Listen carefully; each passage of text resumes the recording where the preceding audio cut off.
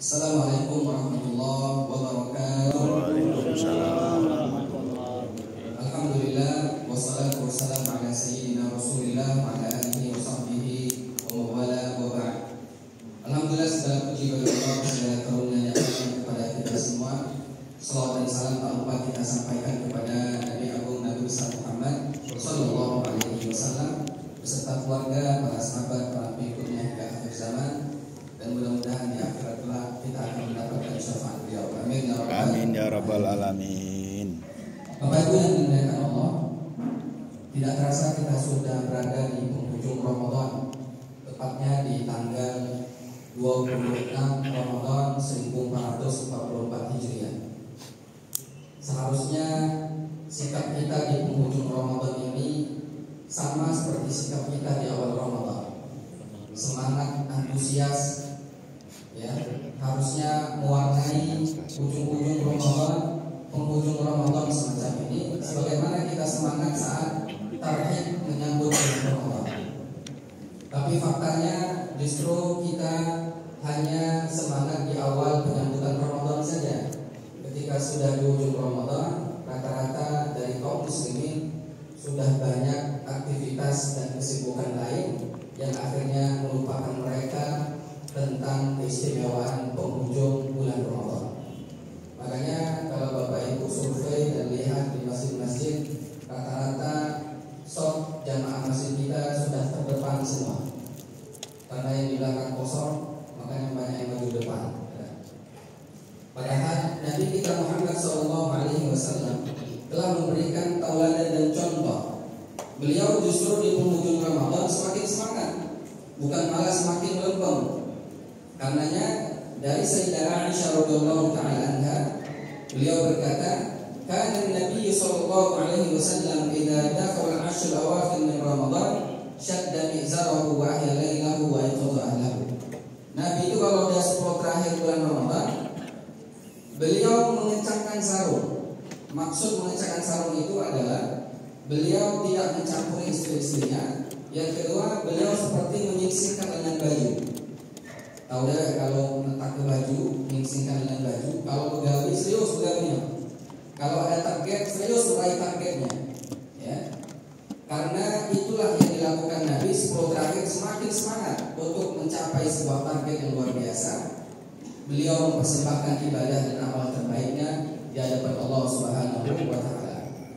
Ahya lailahu, dan beliau menghidupkan malam-malam 10 terakhir itu dengan ibadah-ibadah terbaiknya. Karena beliau tahu persis bahwa di antara 10 malam terakhir itu akan ada satu malam yang sangat-sangat istimewa. Malam itu kita kenal dengan malam Lailatul Qadar. Dan kata Nabi Muhammad SAW, memang kemungkinan terjadi Lailatul Qadar itu di 10 terakhir, khususnya di tanggal-tanggal ganjil, khususnya lagi di tanggal, kata beliau dalam riwayat hadis, ya, taharrau lailatul qadar fi 27 min ashr awakhir min Ramadan. Kalau ingin cari Lailatul Qadar, carilah di tanggal 27 Ramadan. Berarti malam besok. Malam besok 27 ya. Kan malam ini 26 ya. Malam besok malam 27. Makanya Bapak Ibu kalau lihat ya di belahan dunia Islam di mana-mana, kalau malam 27 itu masjid-masjid terbesar di negara-negara Islam itu akan membludak kaum muslimin. Mereka i'tikaf, mereka qiyamul lail, mereka tarawih, mereka ngaji bareng-bareng sampai malam itu mereka isi dengan ibadah mendekati terbit fajar. Makanya kita tentu juga ingin agar malam, khususnya malam besok itu, ada ikhtiar dan semangat kita untuk meraih malam Lailatul Qadar. Walaupun tentu catatannya jangan juga cuma tanggal 27 hanya tanggal ganjil pas tanggal genap itu cukup depan TV nonton sinetron. Pas ditanya kan pokoknya tidak terawih, jawabannya apa? Tanggal genap. Maksud dia tidak akan turun Lailatul Qadar karena tanggal genap. Nah ini tidak benar. Seharusnya tanggal genap tetap ibadah, tanggal ganjil demikian ibadah. Ya. Bapak Ibu yang dimuliakan Allah, karena itu ya ini kesempatan emas. Siapa tahu kalau kita punya niat yang ikhlas, niat yang tulus, Allah akan sampaikan kita ketemu dengan Lailatul Qadar tahun ini. Karena Lailatul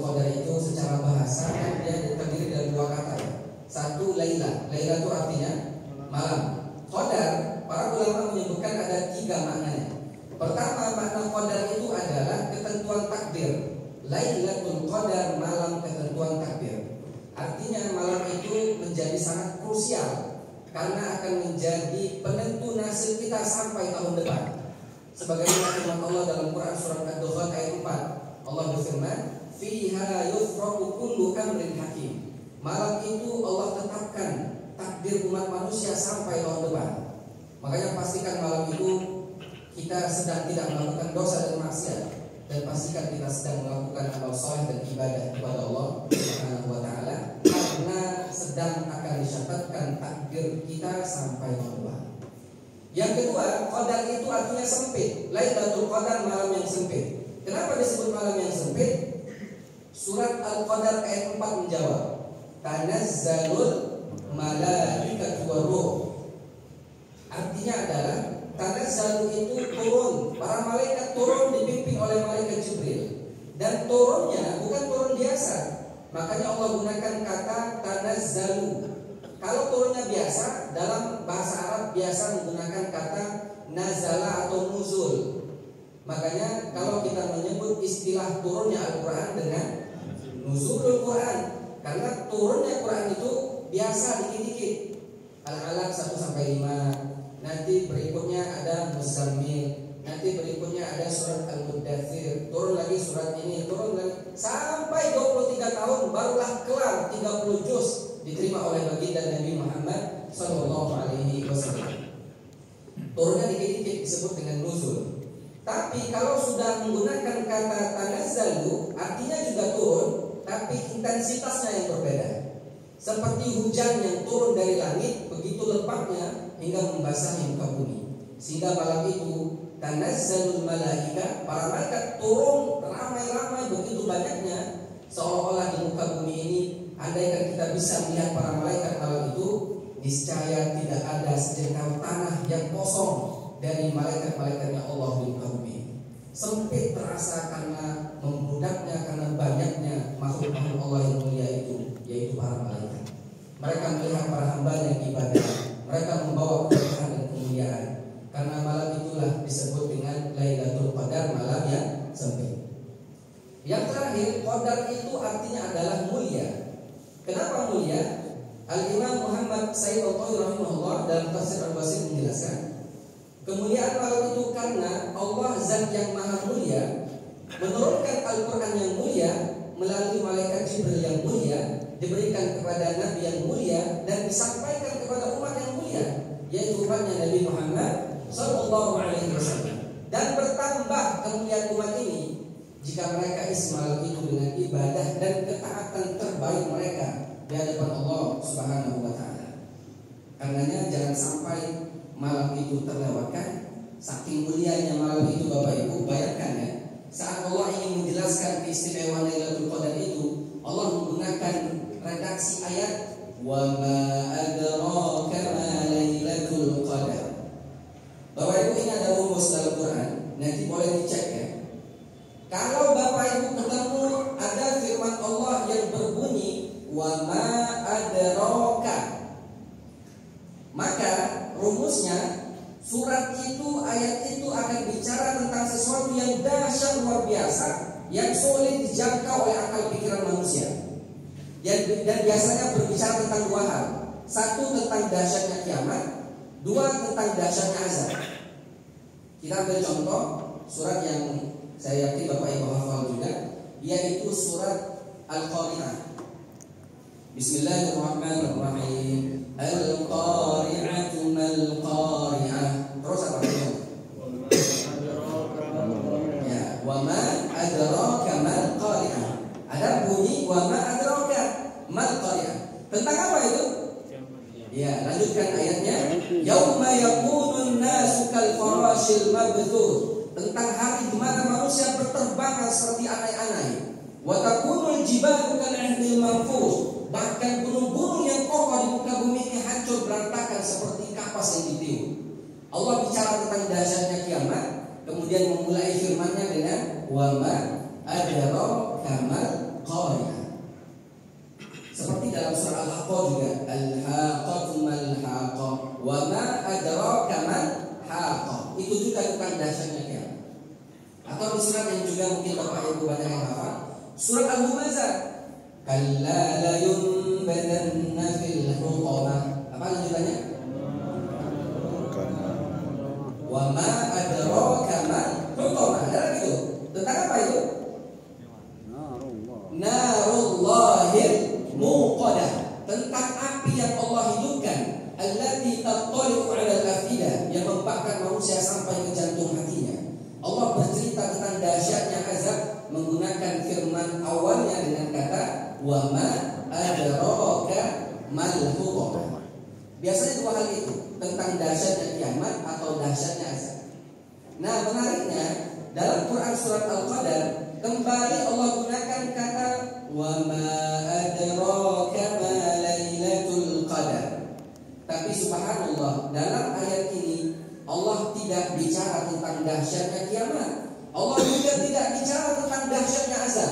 Tapi Allah bicara tentang dahsyatnya satu malam yang kalau kita berhasil meraih malam itu, maka kita sama saja ibadah lebih dari 1000 bulan. Lailatul Qadri khairum min alfi syahr. 1000 bulan itu kalau kita tahunkan kurang lebih muncul angka 83 tahun.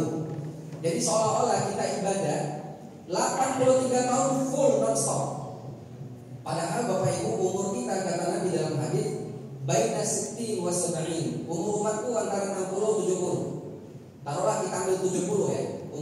Umur ada orang yang sampai 70 kemudian meninggal. Umur 70 digunakan untuk ibadah itu kira-kira berapa tahun? Dipotong masa kecil, dipotong masa bermain, dipotong masa kita ngobrol, beroreh, dipotong tidur, dipotong nonton, dipotong main WA, main Instagram, main Facebook, dipotong gak keluar kemana. Hanya untuk ibadah itu hanya berapa tahun saja. Apalagi kalau ibadahnya misalkan sholat kecepatannya di atas rata-rata, maka tentu umur yang dia gunakan untuk ibadah itu semakin sedikit. Dan mirisnya memang menjadi top ya, paling tercepat di dunia itu ada di Indonesia sholatnya. Sholat tercepat di dunia 23 rakaat berhasil ditempuh hanya dalam waktu 7 menit saja. Jadi 2 rakaat itu hitungan detik selesai.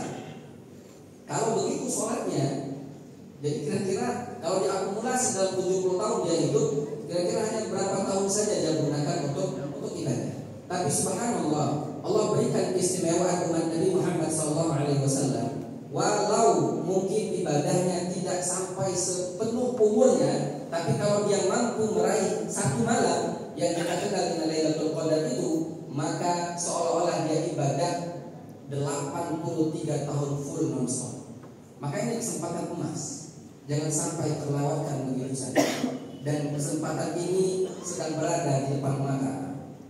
Dan yang akan meraihnya adalah mereka yang berikhtiar, berusaha. Tidak mungkin tiba-tiba atau tidak sengaja ketemu dengan Lailatul Qadar. Tapi dia ada ikhtiar, ada usaha. Dan saya yakin Bapak Ibu yang hadir di malam 26 ini adalah orang-orang pilihan. Karena yang bertahan sampai ujung Ramadan adalah mereka para juara. Sudah banyak berguguran, tinggallah para juara yang insya Allah wajah-wajah ini akan meraih Lailatul Qadar di tahun ini. Amin ya rabbal alamin. Salamun hiya hatta matla'il fajr. Ketenangan, ketentraman akan dia dapatkan sampai terbit fajar besok harinya. Atau makna kedua, ketenangan, ketentraman, kebahagiaan akan didapatkan hamba itu sampai fajar kehidupannya, alias sampai dia meninggal dunia. Mudah-mudahan Allah Subhanahu wa taala terus memberikan semangat untuk kita mengisi sisa-sisa Ramadan ini dengan ibadah istimewa kita. Karena Imam Hasan Al-Basri berkata, "Ikani ma baqiya laka yaghfir laka ma madha, fa innaka la tadri min ayyi hasanat tudkhiluka al-jannah." Manfaatkan sisa-sisa Ramadanmu yang tinggal beberapa hari ini saja. Andaikan memang di awal Ramadan, di tengah Ramadan banyak hal kekurangan yang kau lakukan, biarkan itu sudah berlalu. Asal kau bersemangat di ujung Ramadan ini, Allah akan ampuni dosamu, kelalaianmu sebelumnya. Dan karena juga ketika engkau berusaha di ujung Ramadan, tidak ada yang tahu kapan kau akan mendapatkan rahmat Allah Subhanahu wa taala. Siapa tahu ternyata mereka yang ibadah serius di ujung Ramadan ini betul-betul akan mendapatkan rahmat Allah berupa keistimewaan Lailatul Qadar. Amin ya rabbal Wassalamualaikum